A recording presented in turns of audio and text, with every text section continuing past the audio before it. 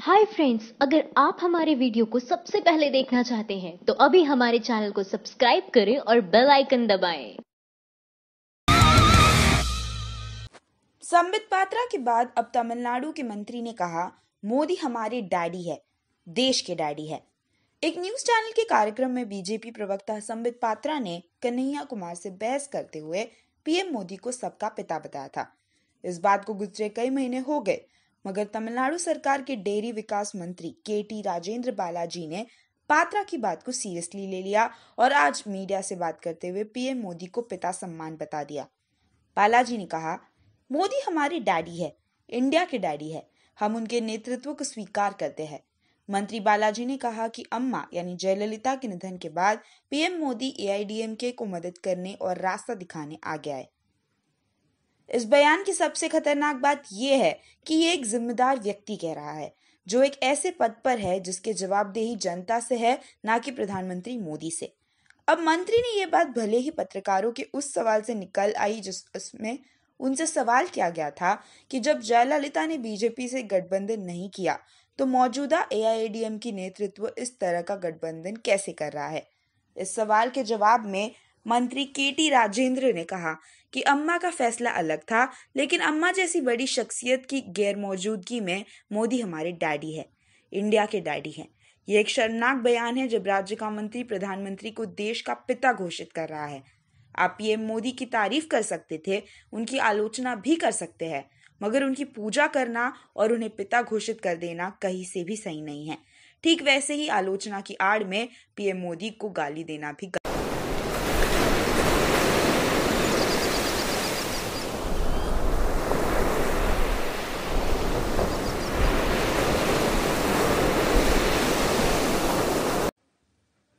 दंगाइयों के अच्छे दिन।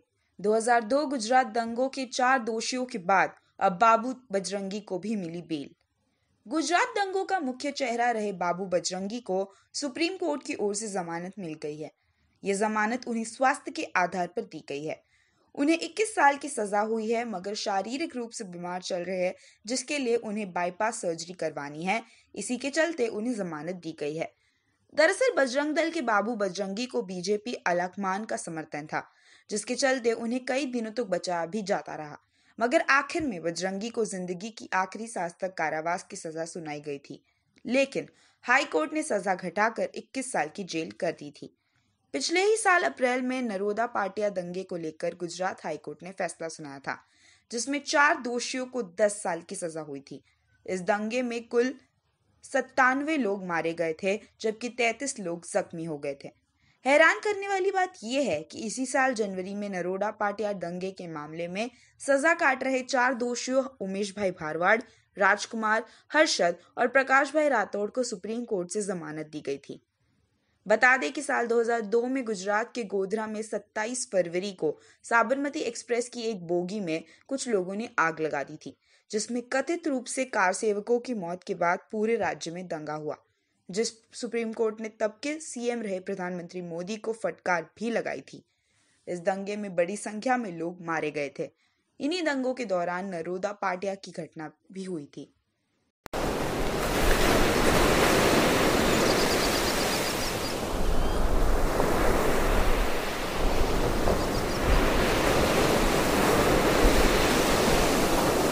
महाराष्ट्र बीजेपी अध्यक्ष बोले, तुम मुझे वोट दो, मैं तुम्हें पैसा दूंगा। सपा नेता बोली, क्या अब चुनाव आयोग कुछ बोलेगा? प्रधानमंत्री नरेंद्र मोदी और उनके खिलाफ सभी चोर एकजुट हो गए हैं। चुनाव में मेरा समर्थन करने के लिए मैं आपको पैसे दूंगा। मेरे विरोधियों के पास पैसे नहीं है। क्या आप मेरा समर्थन करेंगे? ये बयान किसी बीजेपी समर्थक नहीं, बल्कि महाराष्ट्र बीजेपी अध्यक्ष राव साहेब पाटिल दानवे का है, जिन्होंने पिछले दिनों यानी कि 2 मार्च को जनसभा में ये बात कही। दरअसल बीजेपी नेताओं को विपक्ष का सवाल पूछना रास नहीं आ रहा है।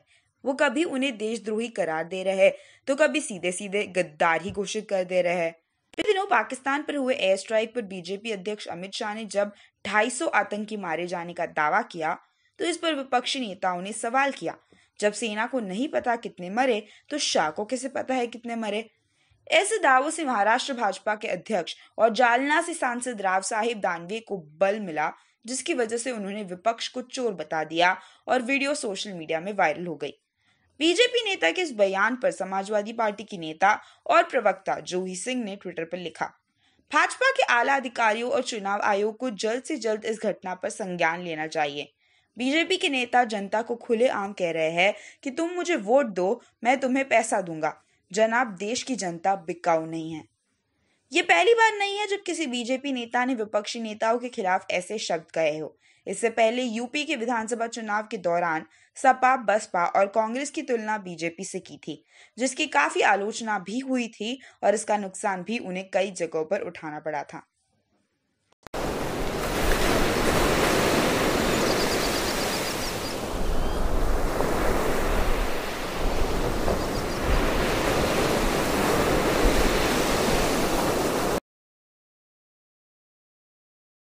सेना की वर्दी पहन वोट मांग रहे मनोज तिवारी पर भड़के अखिलेश यादव, बोले सेना और देश से माफी मांगे बीजेपी। भाजपा ने दिल्ली के सभी विधानसभा क्षेत्रों में नमो अगेन नारे के साथ विजय संकल्प बाइक रैली निकाली।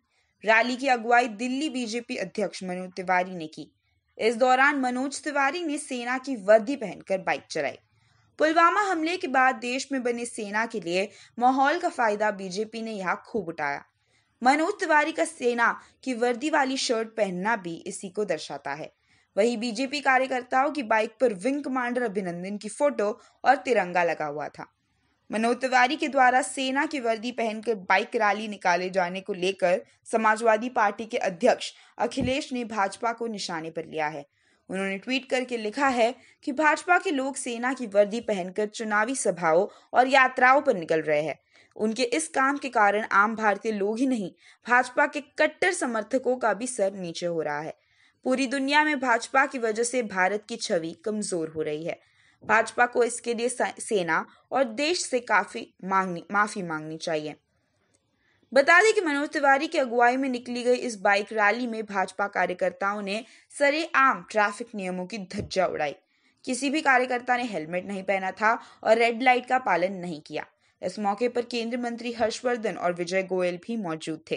रैली का नाम भले भी नमो अगेन था, लेकिन इसके पीछे पुलवामा हमला और विंग कमांडर अभिनंदन थे।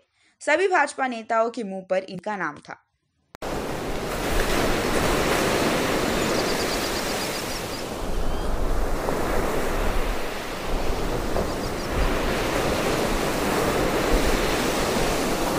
आरजेडी ने जवान से पूछा, पुलवामा से लेकर अब तक हमारे 73 जवान शहीद हो गए। पाकिस्तान के इस दौरान कितने सैनिक मरे? पुलवामा हमले के बाद भारत पाकिस्तान सीमा पर लगातार तनाव बना हुआ है। पाकिस्तान की ओर से हो रहे संघर्ष विराम के कारण पुलवामा से लेकर अब तक कुल 73 जवान शहीद हो चुके हैं। 4 मार्च को भी कुपवाड़ा जिले के हंडवाड़ा में आतंकियों के साथ मुठभेड़ में एक साथ 5 सुरक्षाकर्मी शहीद हो गए थे। इसके अलावा घाटी में रोज गोलीबारी हो रही है। लेकिन सवाल ये है कि आखिर कब तक जवान ऐसे ही शहीद होते रहेंगे? राष्ट्रीय जनता दल यानी राजद ने शहीद हो रहे सैनिकों के बारे में प्रधानमंत्री नरेंद्र मोदी पर तीखी प्रतिक्रिया देते हुए सवाल किया है। राजद के ट्विटर हैंडल से पीएम मोदी के एक बयान को ट्वीट किया गया है कि घर में घुस के मारेंगे। अरे मोदी जी, ये गुंडों वाली भाषा छोड़कर पहले ये बताइए कि पाकिस्तानी गुट्टों के कारण पुलवामा से लेकर अब तक हमारे 73 जवान, अफसर, पायलट शहीद हो गए। पाकिस्तान के इसी अंतराल में कितने सैनिक मरे? बीजेपी का विपक्ष द्वारा सरकार से पूछे जा रहे सवालों पर कहना है कि पुलवामा और एयर स्ट्राइक पर मोदी सरकार से सवाल पूछना पाकिस्तान की मदद करना है। हालांकि बीजेपी का ये तर्क देना कि विपक्ष के सवालों से पाकिस्तान को मदद मिल रही है, इससे खुद बीजेपी मोदी सरकार बचाने की जुगत में है, क्योंकि बालाकोट हमले में अभी तक वायुसेना की तरफ से कोई फिगर नहीं आई है कि हमले में कितने आतंकी मारे गए हैं। इसी को लेकर विपक्ष आतंकियों और पाकिस्तान आर्मी की मौत पर ही सरकार से सवाल पूछ रहा है। बता दें कि बीजेपी आगामी लोकसभा चुनाव में अपना चुनावी मुद्दा राष्ट्रवाद को बनाने वाली है। राम मंदिर, रोजगार, नोटबंदी, राफेल जैसे मुद्दों पर घिर चुकी मोदी सरकार की वजह से बीजेपी ने अपनी रणनीति में बदलाव करते हुए सेना के नाम पर चुनाव लड़ने के संकेत दिए हैं। मीडिया रिपोर्ट्स के मुताबिक बीजेपी का चुनावी कैंपेन विकास से बदलकर राष्ट्रवाद होने जा रहा है। माइंड द न्यूज रूम की रिपोर्ट। Thank you for watching our video. अगर आपको हमारी वीडियो पसंद आई हो तो इसे लाइक जरूर करें और हमारे चैनल को सब्सक्राइब करना ना भूलें।